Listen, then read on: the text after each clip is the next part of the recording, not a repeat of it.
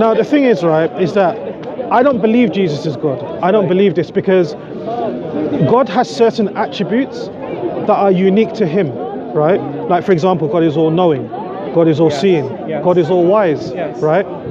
Now, when Jesus was asked a very important question about the resurrection, the day of judgment, Jesus said, of that day, of that hour knoweth no man, nay, not even the Son. The only one who knows the hour is God.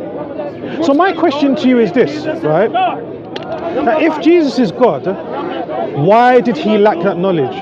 Why is that? Because if you believe that Jesus is 100% man and 100% God, why did Jesus lack that divine knowledge? So that's my question. So Jesus in his human knowledge did not know that day, okay? That is one way of interpreting it, okay?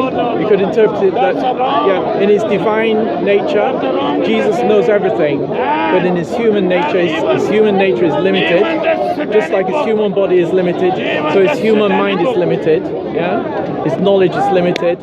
He limits himself, if you like, in order to be truly man. Another way of understanding that is by the word know. What does the word know mean there?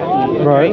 Does it mean it just has knowledge of, or does it mean know in another? Because the Greek word know is used in another way, which is to make known. Okay. Paul says that he knew nothing amongst the Corinthians except Jesus Christ and him crucified.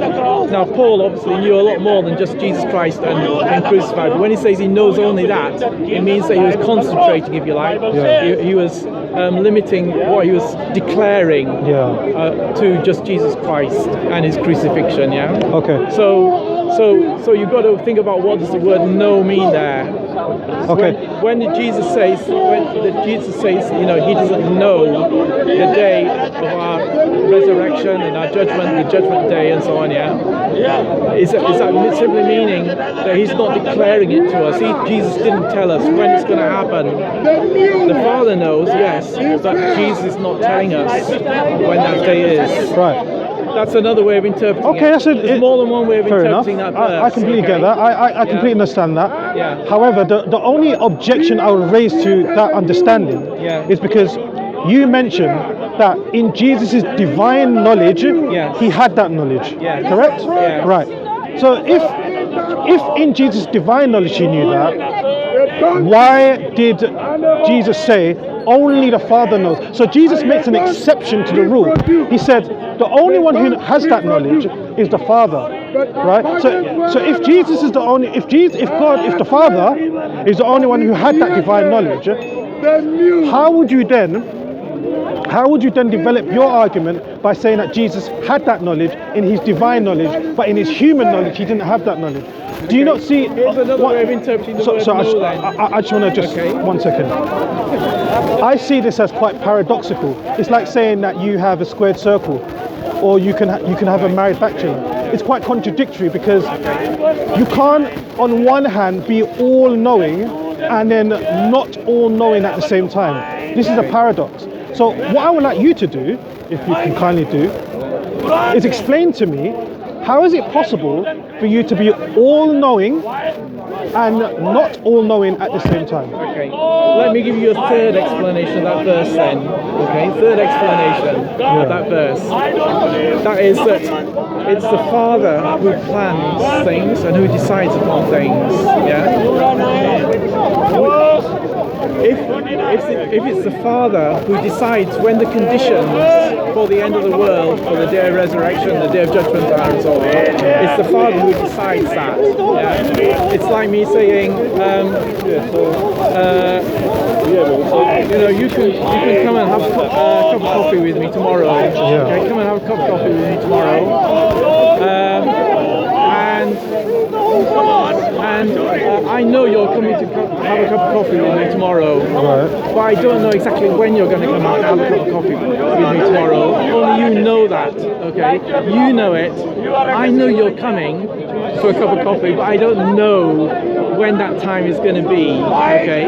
The same way the Father will decide when are all the conditions met for the end of the world. We know when the gospel's got to be preached to the whole world. All nations have got to hear the gospel, okay?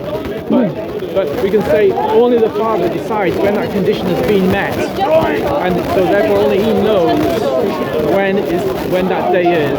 Yeah. What, the Father? Yeah, the Father knows that because No, the Father I is the one who accept. decides it. I accept that. But my argument is that Jesus didn't know that knowledge. That's my argument. Because Jesus is not the one who's deciding when the conditions are met. Okay, it's the Father who's deciding. Yeah. And also, could I say this? There's a verse in Philippians which says that Jesus, although he was equal with God, did not count that equality something to be grasped of, but he emptied himself and took the form of a servant. So there's an element of when Jesus came to earth, he emptied himself. Form, because as a baby it's like we don't believe that as a baby that Jesus knew everything. He learned obedience the same way any other human being was. He had to learn the Torah the same way a human being would. Okay, but how can you know what I mean? So even though Jesus was God, he didn't have his divine attributes with him all the time as a human, where he could go, oh, I know all the Bible perfectly. Yeah, but he learned as a human. Do you know what I mean? But you see, the thing is, God has his divine attributes all the time. See, if God for a moment, if his divine attributes are no longer with him, then he can't be considered as a divine being. Like, God's knowledge is, like, God cannot not know something for a second. He always is in the know, right?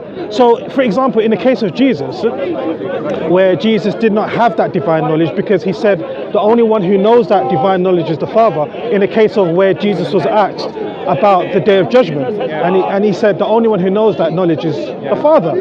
But like we're saying, it would only be for a time, do you know what I mean? Yeah. So I've given you 3 explanations of that verse, yeah? Now, I'm not going to tell you which one you should accept, okay? No, I 3 possible explanations, 3 possible ways in which it could be true, yeah? Of what Jesus said, and yet for Jesus still to be God divine, okay? Okay. Are you ignoring the fact that God, of who God is, who the triune God is? You're ignoring that one of the persons of the Trinity is fully man as well as fully God. Okay. And your question. Does Jesus give that definition of himself? You see, it seems to me, right, is that you are arguing the fact that Jesus is fully man and fully God. Does Jesus